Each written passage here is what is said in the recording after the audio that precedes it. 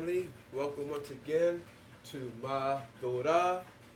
What is Torah? We want to open up with a brief prayer.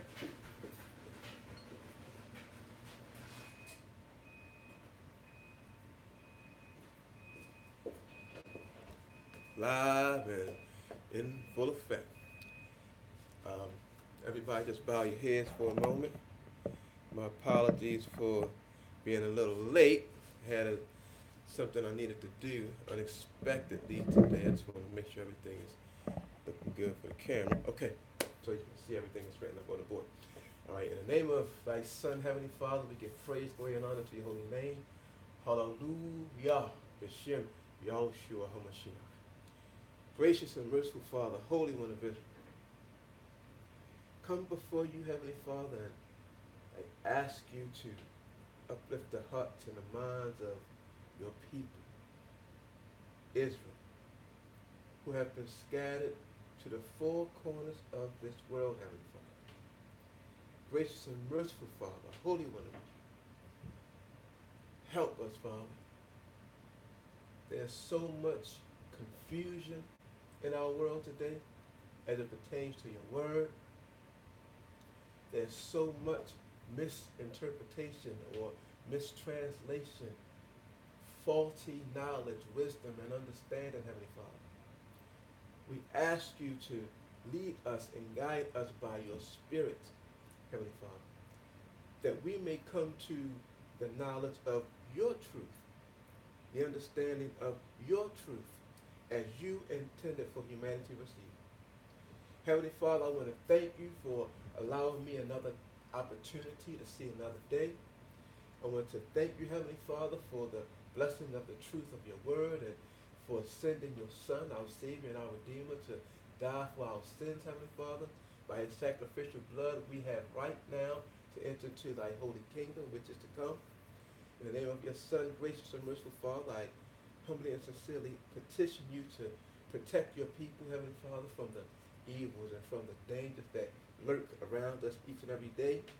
Strengthen us continually by your Spirit, that we may all continue in your word, doing all and only those things that are pleasing in your sight. And through thy loving kindness, we pray, Heavenly Father, that you chastise and that you rebuke us when we go astray to the right or to the left. Holy One of Israel, I pray for those who are sick, who are suffering right now, that you lay your hand upon them according to your divine will, and that you comfort them, Heavenly Father. In the name of your Son, our Savior, our Redeemer, our soon-coming King, glory and honor be to thee. Hallelujah. And welcome once again, just back a little bit, to, again, my Thurah. Like I said, I had a couple issues today, but nevertheless, we're going to get it done. So, my Thurah, what we're doing today, we're continuing our lesson, Understanding the Bible, and as was mentioned last week, what we're going to be looking at is, does the Torah require a teacher to gain an understanding?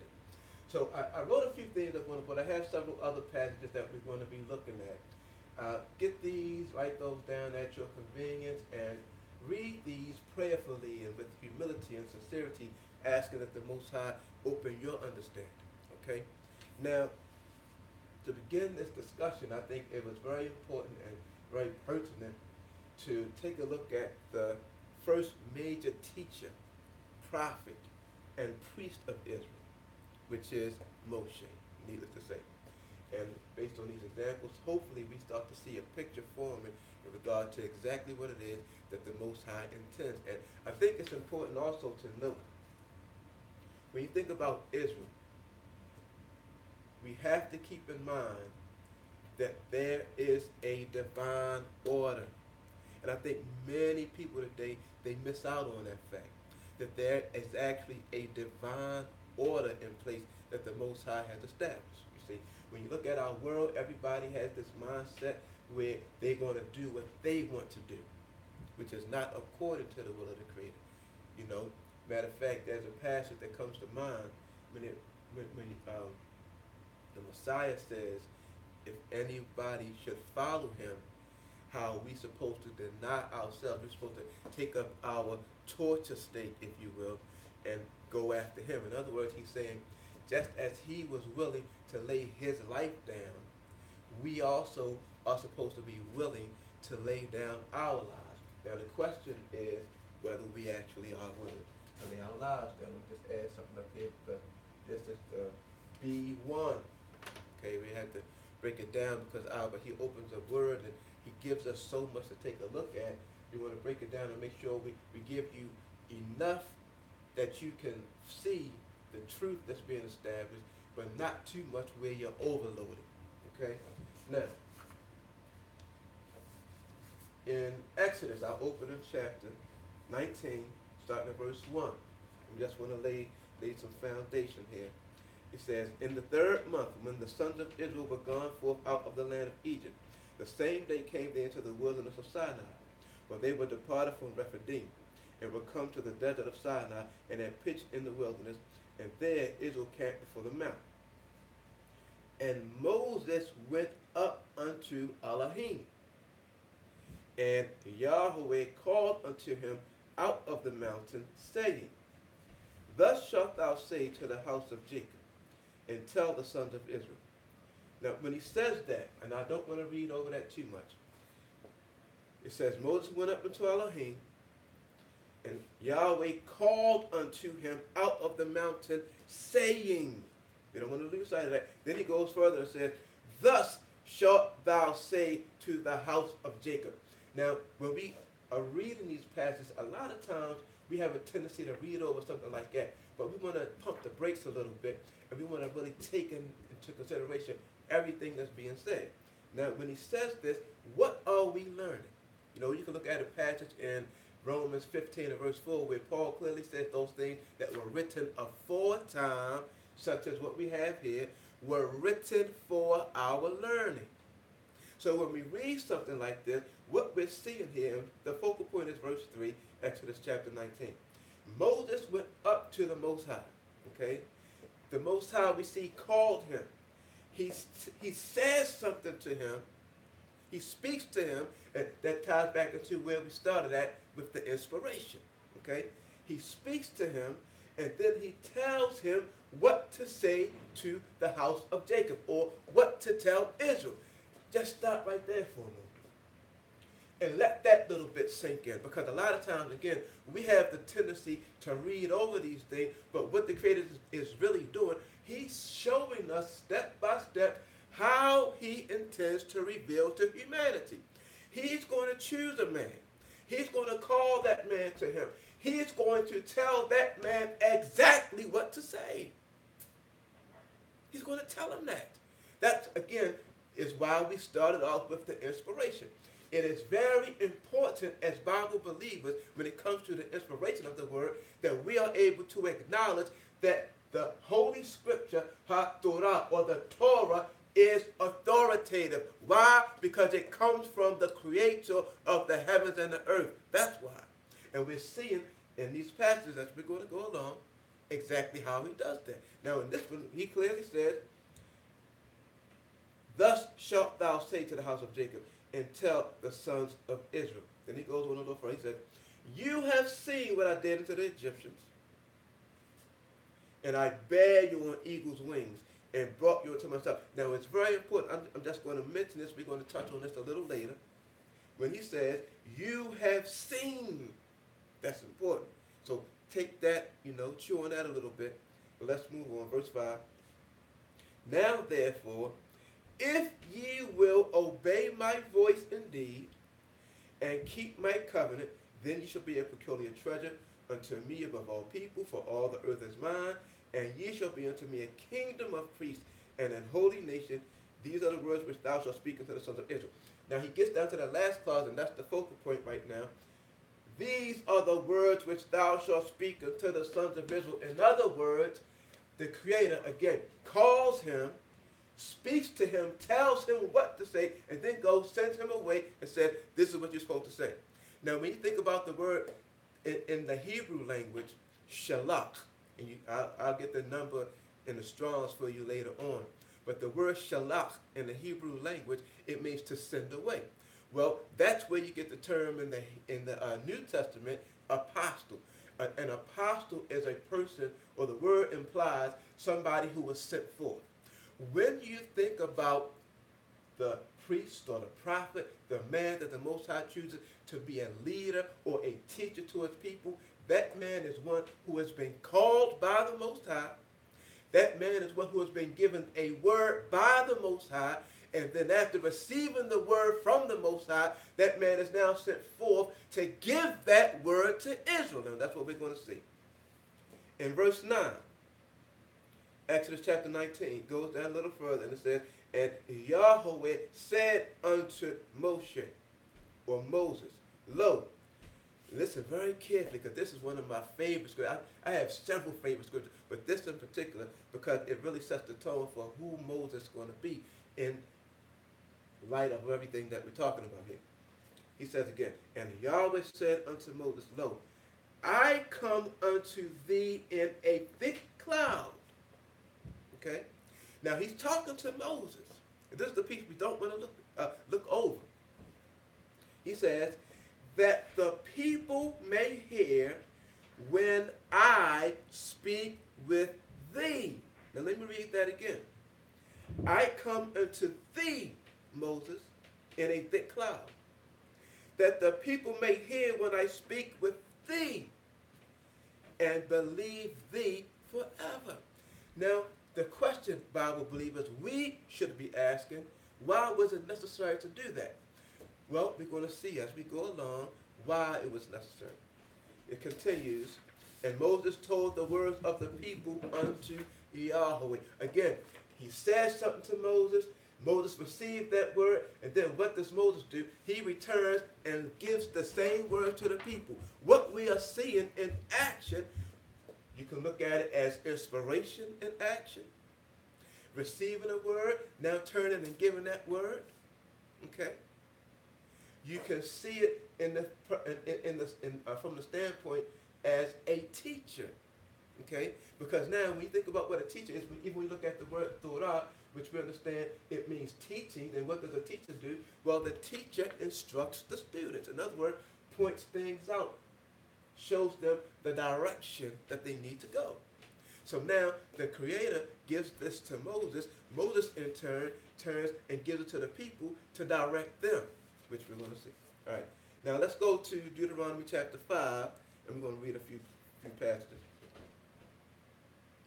In verse 4, which reads, Yahweh talked with you face to face in the mount out of the midst of the fire. Now what Moses is doing, he's going back to what we just read in Exodus. Okay. Oh, matter of fact, I skipped something. Let me back up. I'm jumping ahead of myself. I skipped Exodus chapter 20. So let's back up a minute. Before that happens, now in Exodus chapter 20, if you're not familiar with it, this is where the Creator is actually speaking to as we've seen in chapter 19, to Moses, but the people are going to hear it, right? Now, Exodus chapter 20, going down to verse 18, this is after he gave the commandments and everything. It reads, and all the people saw the thundering and the lightning and the noise of the trumpet and the mountain smoking, and when the people saw, they removed and stood afar off. And they said unto Moses, now this is the part right here, speak thou with us, and we will hear. But let not Elohim speak with us, lest we die. Now right there, this is what's happening. A precedent has been established. And we're going to see that. Now let's go to Deuteronomy chapter 5, verse 4, which reads, Yahweh talked with you face to face in the mount out of the midst of the fire. Verse 5. I stood between Yahweh and you at that time to show you the word of Yahweh. When you get an opportunity, do some research on that verse. We're in Deuteronomy chapter 5, verse 5 right now. And what Moshe is doing, he said, I stood between Yahweh and you at that time to show you the word of Yahweh. For ye were afraid by reason of the fire and went not up into the mount. Now, it continues, it says saying, but I'm going to read verse 4, and I'm going to read the last piece of verse 5 so you can get the thought of it. Yahweh talked with you face to face in the mount out of the midst of the fire, saying, and then he goes into, everything that was said. But let's go down to Deuteronomy chapter 5, verse 22, all right? Which reads, "These words Yahweh spake unto all your assembly in the mount out of the midst of the fire, of the cloud, and of the thick darkness with a great voice, and he added no more. And he wrote them in 2 tables of stone, and delivered them unto me." Very important. Verse 23.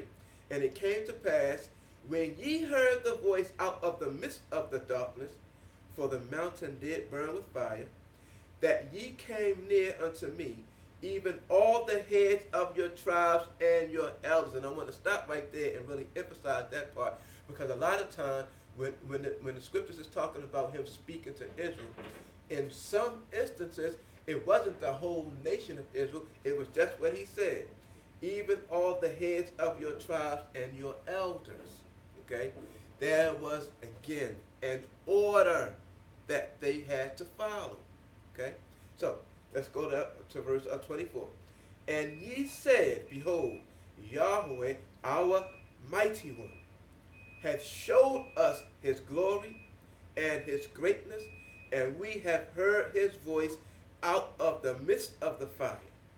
We have seen this day that Elohim doth talk with man." So one of the reasons why he wanted them to hear when he conversed with Moshe is because now he has shown them, he has proven to them that the creator of the heavens and the earth does in fact speak with man. Now, why is this situation so great? Why is this event?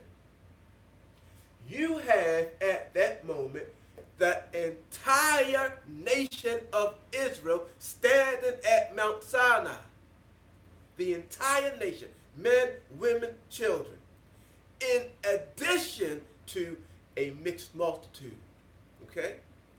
All of those who were present, they heard the voice of the creator of the heavens and the earth, as we're finding out here, speaking to Moses so that they believe Moses forever. And what we're finding out right here, we have seen this day that Elohim doth talk with man.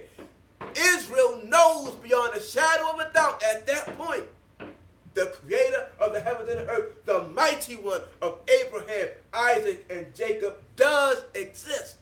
He revealed himself. Okay? Now, verse 25. "Now therefore, why should we die? For this great fire will consume us, if we hear the voice of Yahweh, our mighty one, anymore. Then we shall die." Okay? Now, verse 26.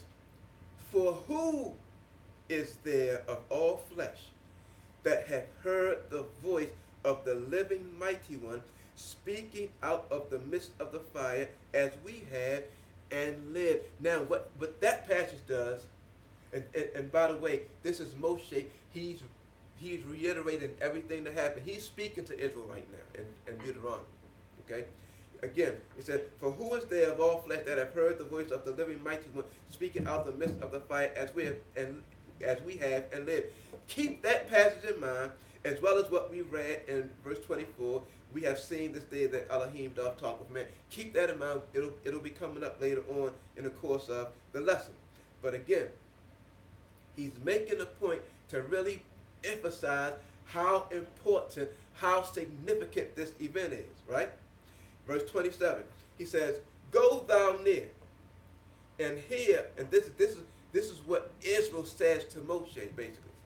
"Go thou near and hear all that Yahweh, our mighty one, shall say.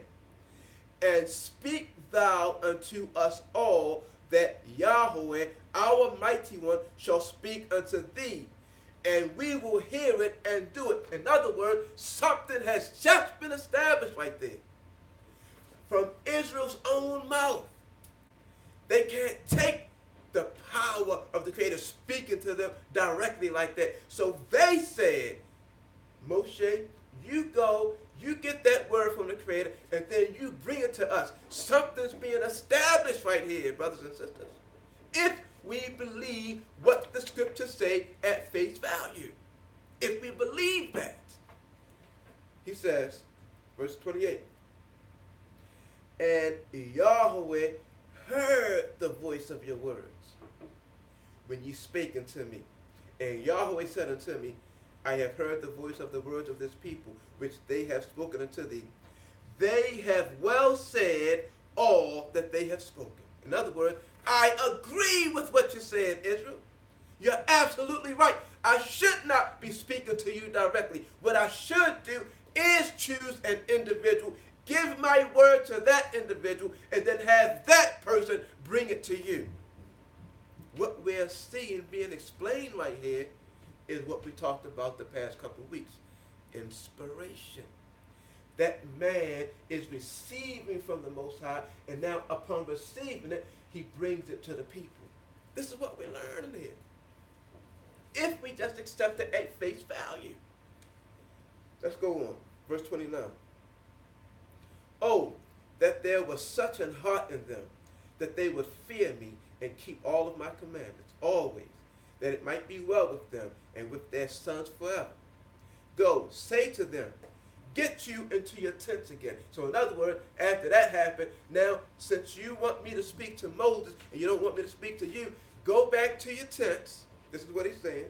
Verse 31. But as for thee, now he's talking to Moses. Stand thou here by me, and I will speak unto thee all the commandments and the statutes and the judgments which thou shalt teach them.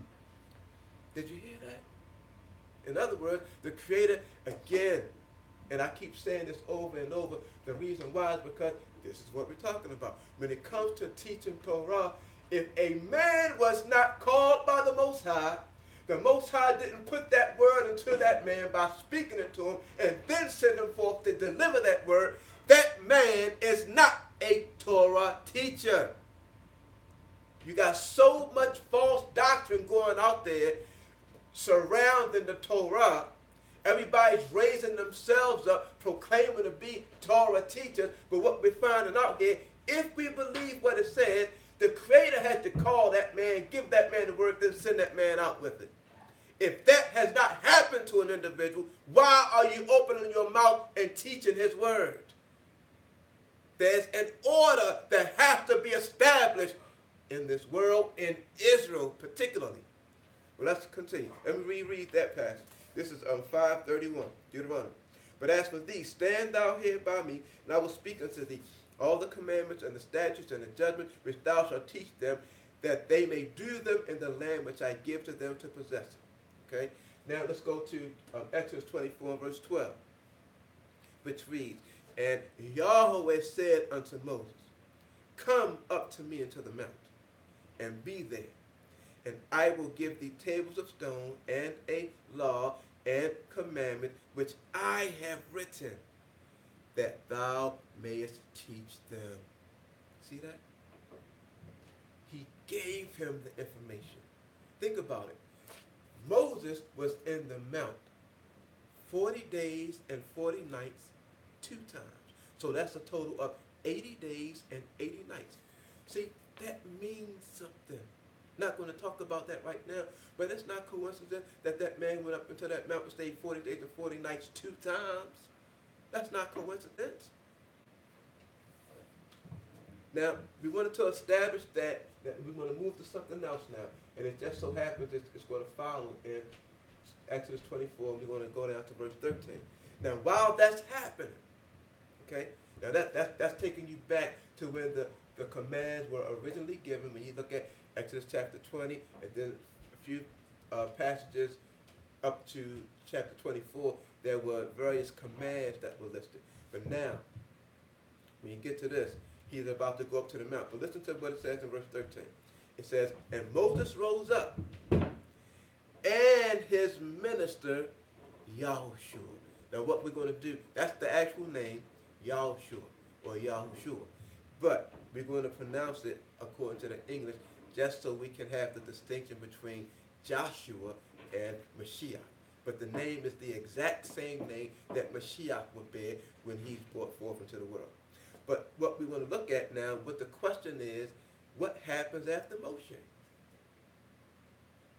What is the order once Moses is taken off the scene? So now we're going to see along the way, Moses had as the scripture says, and his minister, Joshua.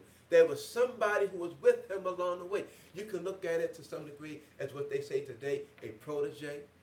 You can look at it as being a type of assistant, okay? But that's what he was. He said, and Moses rose up and his minister Joshua. And Moses went up into the mount of Elohim. Now you drop down to Exodus 24, verse 18, and it reads, and Moses went into the midst of the cloud and gat him up into the mount, and Moses was in the mount 40 days and 40 nights.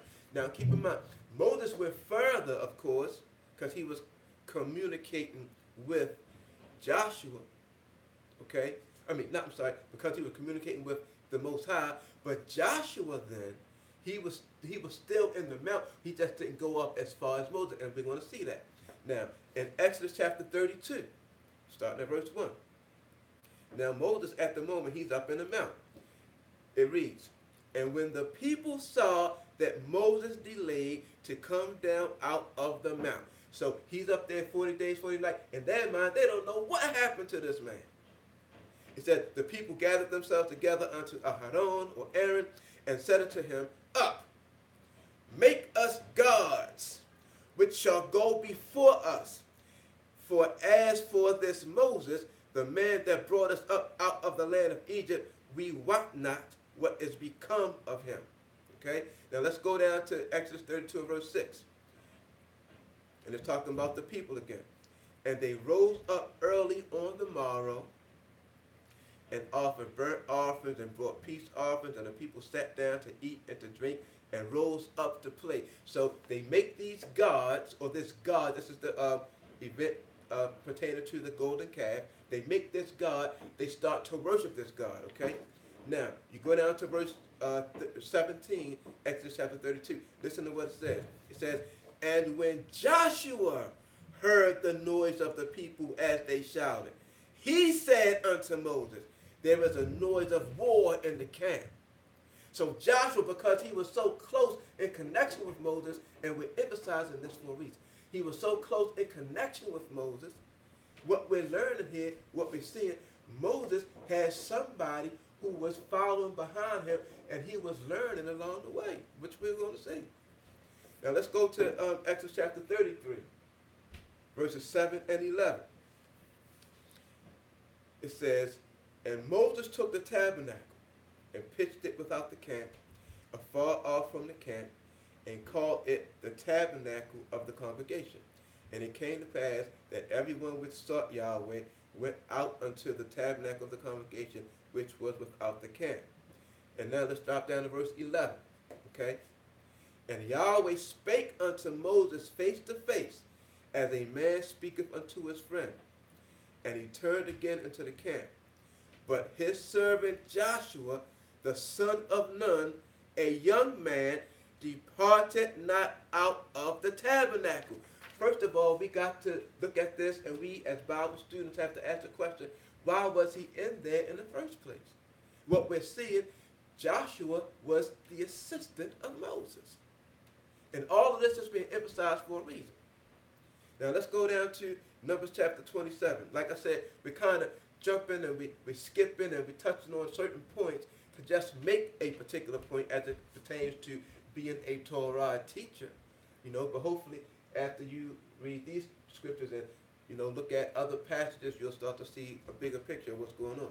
So in Numbers chapter 27, verses 15 to 23 is what we're going to read. And Moses spake unto Yahweh, saying that even with that part right there, because keep that in mind, there's some other passages we're going to see a little later on tonight, most high willing, to tie into that. But when it says, and Moses spake unto Yahweh, saying, what do we have going on? There's conversation taking place. Okay? Between Moses and Yahweh. Yahweh and Moses. They're talking. Now, question. As Bible believers, Bible students, who do you want to get the word from? Do you want to get the word from that man who has this relationship with the Creator, that he's talking to him, conversating with him? Or do you want to get the word from a man who has no connection to the Most High? Think about that. Real simple, right? And Moses spake unto Yahweh, saying, let Yahweh, the mighty one of the spirits of all flesh, set a man over the congregation. Now what Moses is doing is this. He's preparing. He knows he's not going to be around all the time. So when I'm off the scene, somebody else has to be able to step into that plate, or step up to the plate, and continue the work that I've begun. So he's thinking. He's preparing. Verse 17. Which may go out before them, which may go in before them, and which may lead them out, which may bring them in, that the congregation of Yahweh be not as sheep which have no shepherd. Okay? And Yahweh said unto Moses, now, before I read it, you already know who we're going to mention. But now, go back to those passages where we see that Joshua was the assistant to Moses. He followed Moses around. And see, what was he doing? He wasn't just like some little puppy dog following somebody around. No, he's learning. He himself is being prepared. You know why? Because he's being moved by the Spirit, which we're going to see. Listen to what it says. Verse 18, Numbers chapter 27. And Yahweh said unto Moses, take thee Joshua the son of Nun, a man in whom is the Spirit. Hear that? And lay thine hand upon him. See, that's another thing. See, the conferring of the power. When you look at the New Testament, for example, one of the things that, or an additional thing that's supposed to take place whenever somebody receives the immersion in the name of Mashiach, okay? After that, whoever is responsible for immersing that individual is supposed to lay hands on that individual and pray for that individual because something's happened. There's that order, okay? Some things need to go back to how it originally was. Okay, that's one of those things. I don't want to dwell too much on that. We'll pick up on that another time, most high will. But he laid his hand upon him, verse 19, and set him before Eleazar the priest and before all the congregation and gave him a charge in their sight, so that they know if anything happens to me, this is the person who's going to step up to the plate and he's going to be continuing to lead you. Okay? All right. And thou shalt put some of thine honor upon him, that all the congregation of the sons of Israel may be obedient. Listen to that. And he shall stand before Eleazar the priest, who shall ask counsel for him after the judgment of the Urim before Yahweh. Listen to what it says now.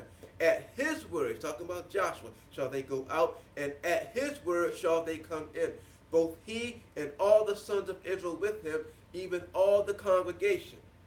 And Moses did as Yahweh commanded him, and he took Joshua and set him before Eleazar the priest and before all the congregation, and he laid his hands upon him and gave him a charge as Yahweh commanded by the hand of Moses. Now, it has been established who the next person is going to be in light of Moshe being the leader and the teacher of Israel. Now it's going to pass down to Joshua. That has other meaning too. I just want to drop that right now, but we're not going to get into it at this moment. Now let's fast forward again to Joshua chapter 3 and verse 7. And Yahweh said unto Joshua, this day will I begin to magnify thee in the sight of all Israel, that they may know that as I was with Moses, so I will be with thee. And when you listen to that, meditate on that sometimes, because he's teaching us a divine order. When you look at Israel today, Israel is lacking the divine order. They're lacking that. How can we say that? Look at how scattered Israel is today. Look at how many factions exist among Israel today. Look at how many doctrinal differences exist among Israel today. You know why? Because Israel doesn't have that one leader.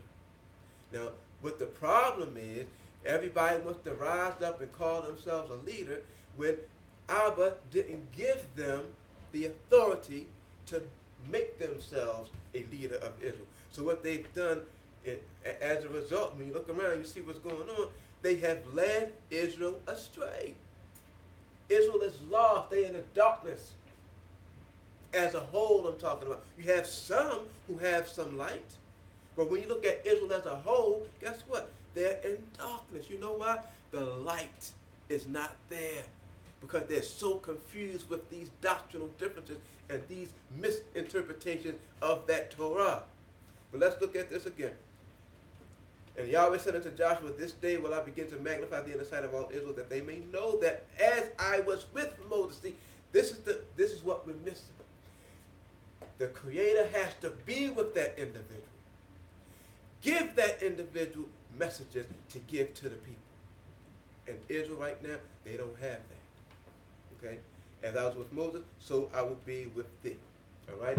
So I'm going to erase these passages because I have another group of passages I wanted to put up on the board as we go along. Most High will, I'm going to try not to keep it too long tonight, but if time does not permit, we'll pick up next week and look at a few other things. All right? So, in Leviticus chapter 10, what we're going to start looking at now, we're going to start looking at the priest as a teacher of Israel. So that's chapter 10, verses 8 through 11. All right? Which reads, and Yahweh spake unto Aharon, saying, remember that formula. Remember inspiration. Holy men spake as they were moved by the Holy Spirit. All scripture is given by inspiration of Elohim. Okay? So now when we hear that, and Yahweh spake unto Aharon, saying, he's giving him instructions. All right? Do not drink wine or strong drink, thou nor thy sons with thee, when ye go into the tabernacle of the congregation, lest ye die. It shall be a statute forever throughout your generations. And that ye may put difference between holy and unholy, and between unclean and clean. In other words, as priests, when you look up the word priest, kohen in the Hebrew language, it simply means an officer. In other words, you hold an office, you hold a position. What is the responsibility of that position? Well, one of the things that people do, they just look at the priest as being the one responsible for offering sacrifices. Yes, that was a responsibility of the priest, but that was not the sole responsibility of the priest, as we're going to see. He says, verse 10 again, Leviticus chapter 10, verse 10, and that ye may put difference.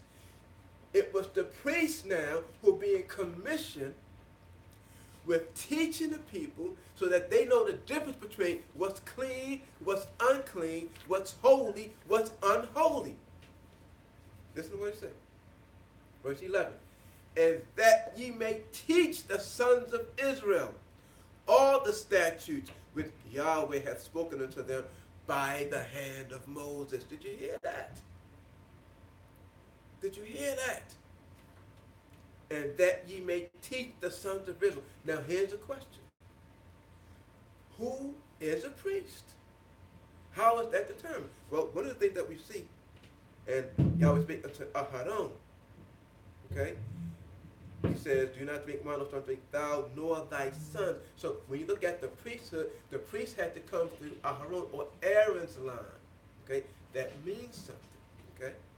We're not going to get into what that can point to. We just want to look at things at face value for right now and take it for what it is. All right? So in order for you to be a priest, you have to come through that line. So now the question is, if you up there and you calling yourself a priest, are you of the line of Aharon? Well, I'm going to have to say this. Right now, in our world, because this is another point of dissension among Israel, the question of the Aaronic or the Levitical priesthood, right? Well, people say, well, there's no Levitical priesthood, yada, yada, yada. Okay. Now, if you are familiar with the story of Abraham, right? Here's a piece of homework for you. Look it up. Genesis, I believe it's chapter 14, if I remember correctly. There's a priest that's mentioned. He's considered to be a high priest of the Most High Mighty One. That priest's name is Melchizedek, or people say Melchizedek. Okay, Melchizedek, right? Now, it says he was a priest of the Most High. Now, when you think about the Levitical priesthood, right? The Levitical priesthood is established during chapters in Exodus chapter 25 all the way up to where we were just reading that. All right? Now, when he initially gave that to Moses, here's another piece of homework for you. Look up Exodus chapter 25. What you're going to find is that the Most High told Moses to make everything according to a pattern that was shown to him in the mountain. Is that correct? All right? Now, this pattern that was shown to him in the mountain, a lot of times this is what people do. They limit that pattern to just the different articles that you find in a temple. You know, the Ark of the Covenant, the menorah or the candlestick, etc., etc. But what people don't incorporate into the pattern is the fact that he also establishes a priesthood. Now, if the priesthood is made after the pattern of something that was shown to Moses in the mount, that implies that the priesthood is based on the Levitical priesthood, that Aaronic priesthood is based on something that already existed. Otherwise, how could Melchizedek be a priest? He wasn't of the line of Aaron. That's why when it comes to a prophecy of the Messiah even, it said that he would be a priest after the order of Melchizedek or Melchizedek. So now, that changed things a little bit for us today, you see. When we acknowledge that priest, King Messiah, see, when we acknowledge that, we are acknowledging the priest after the original order that was established. The same priesthood that the Levitical or the Aaronic priesthood was based on was that of Melchizedek. Okay, we want to keep that in mind, all right? So, without getting too much further into that, I just wanted to give that little explanation because I know that's a problem among Israel today. Right? So when you say that you're a priest, then the question is going to be, well, you're not from the line of Aaron. Well, let's touch on this now. Look up the word Aharon. Here's another piece of homework for you. What you're going to find is the name Aharon actually means light bringer. Why is that? What is he teaching us? And then the fact that Aharon comes from the tribe of Levi or Levi, right? That's where you get the whole idea of the Levitical priesthood. Why is that? What is he teaching us? When you look at the word Levi in the Hebrew language, search it out for yourself. What you're going to find that it means connected to. Is that the same thing that we're learning, that we read about when we see how Moses, he had a conversation with the Creator, the Creator gave him some word, and they connected to one another? Is that what we're seeing? And then you can look at passages that really show or clearly show that the Torah is a lamp to my feet and a light to my path. So in other words, it's like saying that his word is a light. So when you think about Aharon, light bringer, it is saying that the priest or the Kohen HaGadol is supposed to be the light bringer that's going to bring light. And I'm just dropping certain little thoughts on you right now to just expand some of the ways that people think about this word. That's all. Because everything fits. And there's nothing in Holy Scripture that contradicts. But what it takes is for the Most High to give that word to somebody, and that somebody now to take that word, receive that word, and give it to the people. Okay? Now, back to the priests as being the teachers of Israel. If anybody have any questions about any of these, by all means, put your questions in the comment box, and we'll answer them as we are able to. Okay? Now, in Deuteronomy chapter 33, another passage for you. Deuteronomy 33. And this is going to be verses 8 through 10. All right? Which reads, again, this is Moses, Deuteronomy. He's about to go off the scene. Listen to what he said. And of Levi, he said, Levi, connected to. Let thy Thummim and thy Urim be with the Holy One. And by the way, Thummim and Urim, it means, the word Thummim, it means perfections, and the word Urim, it means lights. So Urim and Thummim, lights and perfections. All right?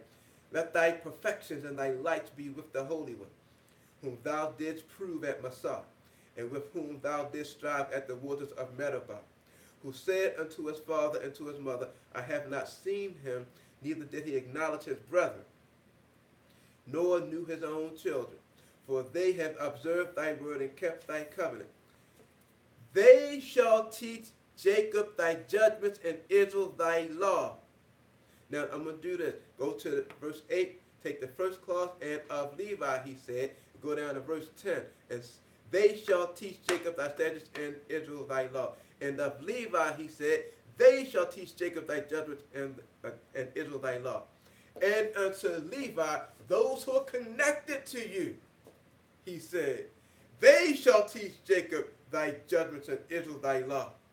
Okay? They shall put incense before thee and hold burnt sacrifice upon thine altar. All right? Now, that being said, let's move on. Let's go to Nehemiah. We're going to jump a little further ahead. Like I said earlier, we're just going to touch on a couple passages just to make certain points to show who it is that's supposed to be teaching this word. In Nehemiah chapter 8, verses 1 through 8, very significant passage, but what I'm going to do, I'm going to try to hit on certain key points and get down to the 8th verse, because that's really where the major point is going to be made. All right? So it says here, and all the people gathered themselves together as one man into the street that was before the water gate. And they spoke unto Ezra the scribe to bring the book of the Torah of Moses, which Yahweh had commanded to Israel. And Ezra the priest, so it's acknowledging him, he's a priest. He's an officer. He holds a position. He is one who has the responsibility to teach Jacob thy judgments and Israel thy law. Okay? Like we read earlier. So, and Ezra the priest brought the Torah, or the teaching, before the congregation, both of men and women. Okay? And all that could hear with understanding, upon the first day of the 7th month. So now we know this is our high holy day, right? And he read therein before the street that was before the water gate from the morning until midday. Now, from the morning until midday, what's happening here? You have different types of services now.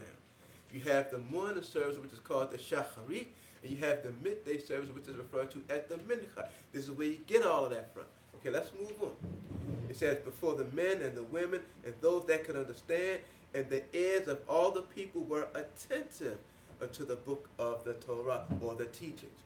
And Ezra the scribe stood upon a pulpit of wood. So now there's a pulpit being mentioned. Why is that? One of the things that we've learned, whenever it comes to bringing forth the Torah, you know what we're mimicking? We're mimicking what happened with Israel at Mount Sinai. That's the whole reason why a pulpit was made. So when you stand on a pulpit, it's going to elevate you above the people. Listen to what it says. And Ezra the scribe stood upon a pulpit of wood, which they had made for the purpose. And beside him on his right stood, and he named some of the priests, and on his left stood, and then he named some other priests. And Ezra opened the book in the sight of all the people, for he was above all the people. In other words, so they're looking up to him. In other words, he is a symbol for the creator of the heavens and the earth. Why? Because he is now a spokesperson. He has been given the task of teaching the people the word, and that positioning on the pulpit above the people is only symbolic of Yahweh himself. That's why I set up that way. Okay? So that people always recognize where it's coming from. He says, again, verse 5, Nehemiah chapter 8, and Ezra opened the book in the sight of all the people, for he was above all the people. And when he opened it, all the people stood up. And Ezra blessed Yahweh, the great mighty one. And all the people answered, Amen, Amen, with lifting up their hands. And they bowed their heads and worshiped Yahweh with their faces to the ground. Then he goes on and to mention some of the priests that were with him. And it says a little further down, and the Levim, or the Levites. And it says, and this is verse 7, cause the people to understand the Torah, or the teachings. Cause the people to understand the teachings. In other words, see, when it comes to bringing forth the Torah, see, I can stand up here and I can just read the word to you. But now what I'm doing, if I just read the word, I'm leaving it up to the person that's hearing the word to figure it out for themselves. That's why in addition to reading the word, there also should be an explanation of what he's talking about. Listen to what he says. Again, Nehemiah chapter 8, verse 7 and verse 8. and this is the last clause of verse 7 I'm about to read. It says, cause the people to understand the teachings, and the people stood in their place. Verse 8, so they read in the book of the teachings of Elohim distinctly, and gave the sense, and caused them to understand the reading. In other words, when they get to different things, they didn't just read it and say, okay, think about it, make out of it what you want. No, they now had to explain to the people what these things mean. You see? This is the responsibility of anybody who considers themselves to be a priest. Okay? A priest. A teacher in Israel. All right? Now, what is a prophet? Now, we looked at this term before. All right? Let me erase this. Put a few other passages up here for you. And it looks like I got about 10 more minutes or so, give or take. Like I said, I'm going to keep these lessons shorter than what we would normally do, just to not overload people with too much. Now, first passage we want to look at, of course, is Genesis chapter 20 and verse 7, which is the first time we see the word. All right, the word we're looking at, prophet. Okay. Now, it says, Genesis 27, now therefore restore the man his wife, for he is a prophet. It is referring to Abraham or Abraham. Now, you find this word in your Strong's number 5030. Okay, the word is Nabi. Okay, and what they had, which we saw, is from another word, which we're going to look at too, 5012. It's defined as simply as a prophet or inspired man. The meaning is consistently one of prophet and inspired spokesperson. So whenever you see this term Nabi, it means prophet. Now Nabi, as it says, is derived from another term. It's from number 5012. Now what this word is, Nabah. Okay? Now what the term Nabah means is this, to prophesy. Okay?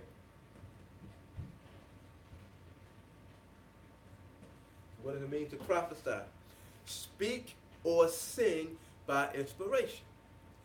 This most commonly refers to the way in which the word of Yahweh came to the people. So they refer to it as to prophesy. So whenever a man or woman in some instances, because you had prophetesses, okay? So whenever a man or a woman was led by the Spirit of the Most High to speak the word of the Most High to people, what they were said to be doing is nabah, or to prophesy. And if a man or a woman were to do that, if you were a man, you were considered to be a nabi. I'll have to look up the word for prophetess in the Hebrew language, because there's a feminine term that they would use for the prophetess. But anybody who is said to prophesy was considered to be a prophet. And what we understand that to be, again, an inspired spokesperson. And another piece I'm going to reiterate, this most commonly refers to the way in which the word of Yahweh came to the people. Now, in closing, all right, I have several passages that I wanted to read. And I'm just going to read these passages, and I'm going to just read them in your hearing, and I'm going to write them on a board, and I want you to prayerfully, with sincerity and humility, search these things out, look into them, and allow the Creator to connect you to some other thoughts so that your mind can be open to see when it comes to teaching Torah. If Yahweh Elohim did not call you, did not teach you, give you his word, then send you forth, you should not be teaching Torah. You shouldn't be teaching it. Okay? Now, first passage is Numbers, chapter 12, 6 through 8, which reads, and he said, hear now my words. If there be a prophet among you, I, Yahweh, will make myself known unto him in a vision, and will speak unto him in a dream. My servant Moses is not so, who is faithful in all mine house. With him will I speak mouth to mouth, even apparently, and not in dark speeches. And the similitude of Yahweh shall he behold. Wherefore then were ye not afraid to speak against my servant Moses? Now I wanted to read all of that because the scenario that's happening, or the event that's taking place, is when Miriam and Aharon approached Moses. And I wanted to read that because when it comes to us approaching a leader, a teacher, prophet, or priest, disrespectfully, Abba does not take that lightly. Okay, you can read the remaining information in Numbers chapter 12 to see other details about it. But again, I just wanted to read all of that to show that if the Creator is going to make himself known to somebody, it's going to be by way of a vision. It's going to be by way of a dream. Okay? Now, the role of a prophet or priest is best described in these passages. And like I said, I'm going to read these. In Exodus chapter 12. Exodus 12, 1 to 3. Listen to what he says. And Yahweh spake unto Moses and Aaron in the land of Egypt, saying, this month shall be unto you the beginning of month. It shall be the first month of the year to you. Speak ye unto all the congregation of Israel, saying, okay, let's go to Joshua, chapter 4, verses 15 and 16, which reads, and Yahweh spake unto Joshua, saying, command the priest that bear the ark of the testimony.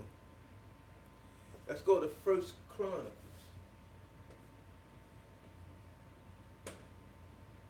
21, 9 to 10. See what he says. And Yahweh spake unto God, David's seer, saying, go and tell David, saying, okay, let's go to 1 Kings.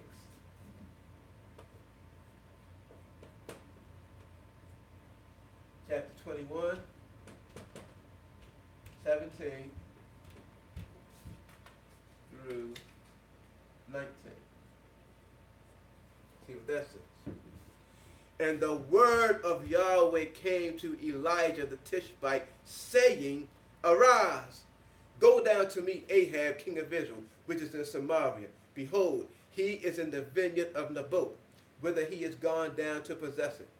And thou shalt speak unto him, saying, okay, let's go to another passage. Jeremiah.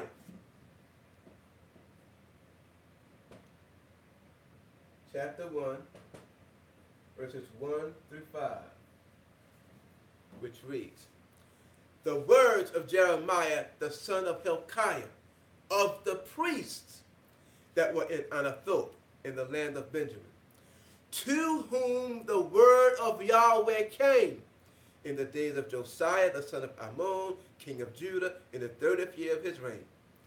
It came also in the days of Jehoiakim, son of Josiah, king of Judah, until the end of the 11th year of Zedekiah, the son of Josiah, king of Judah, until the carrying away of Jerusalem captive in the 5th month.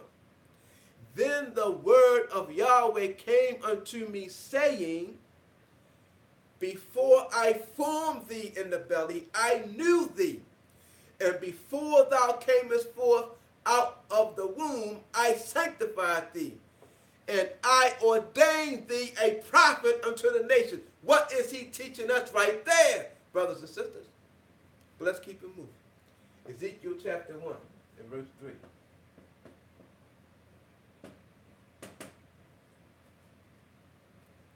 The word of Yahweh came expressly unto Ezekiel the priest, the son of Buzi, in the land of the Chaldeans by the river Chebar, and the hand of Yahweh was there upon him. Let's go to Jonah, chapter 1.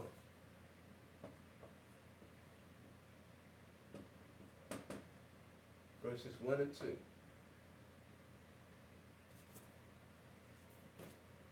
Which reads, now, the word of Yahweh came unto Jonah, the son of Amittai, saying, Arise, go to Nineveh, that great city, and cry against it. Isaiah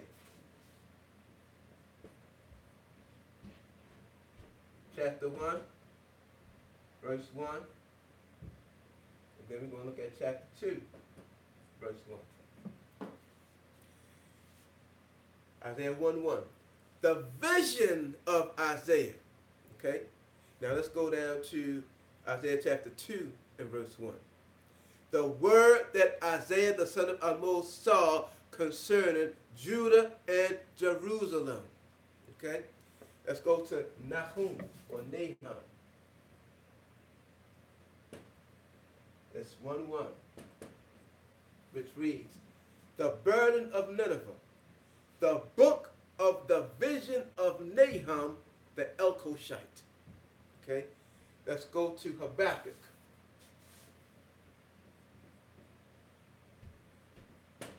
And this is 1:1 and 2:2 and 3. Okay? Hopefully y'all can understand my little chicken scratch down there. I think, let me see. Move that down a little bit more so y'all can see all of that. Okay. Habakkuk chapter 1 and verse 1. The burden which Habakkuk the prophet did see. Habakkuk 2:2 and 3. And Yahweh answered me and said, write the vision and make it plain upon tables, that he may run that readeth it. For the vision is yet for an appointed time, but at the end it shall speak and not lie. Though it tarry, wait for it, because it will surely come, it will not tarry. Now I'm going to stop right there. I just wanted to read through those passages just to give you an idea, and I believe that there's much more. I'm sure people hearing that, they can think about other passages and things like that. And if you take some time throughout the course of this next week upon us to research these passages in addition to other passages, you're going to see that what the Creator is clearly showing by these simple passages that we read over some time. He speaks to the prophet or to the priest. He gives them that word. And then he sends them forth to give that word to whomsoever he sends it to. Okay? And I really wanted to leave you all with that. Next week, most high willing, we're going to take a look at some scriptural proofs that there also existed a school for prophets. Okay? So, that being said, I'm going to close in a prayer. Hallelujah. Gracious and merciful Father. Hallelujah. Heavenly Father, I thank you for your knowledge, your wisdom, your understanding. I thank you for the truth of your word that you bestowed upon your people Israel.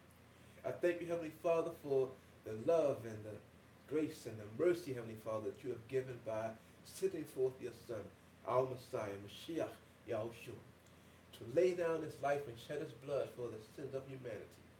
Gracious and merciful Father, I pray that we all receive strength by your Spirit, that we may all continue in your word, Heavenly Father. Strengthen us, Heavenly Father, to overcome the hindrances that we suffer individually, the obstacles that we face on a day-to-day basis. Lead us and guide us, Heavenly Father, that we become the bright beacons of light and truth to shine forth in this world, Heavenly Father. And when we go astray, Holy One of Israel, as we oftentimes do, to the right or to the left, through thy loving kindness, Heavenly Father, we pray that you send forth your chastisement, that you send forth your rebuke, that we may always return to thee, Abba, our first love. Once again, I pray for those who are suffering mentally or physically, Heavenly Father, that you comfort them if it be according to your divine will. Heavenly Father, help us to be better people, to be better servants, to be better men, better women, according to your divine will, as we follow after your Son, who laid the example that we should follow after him. In the name of thy Son, our Savior, Redeemer, praise, glory, and honor be to your holy name. Hallelujah.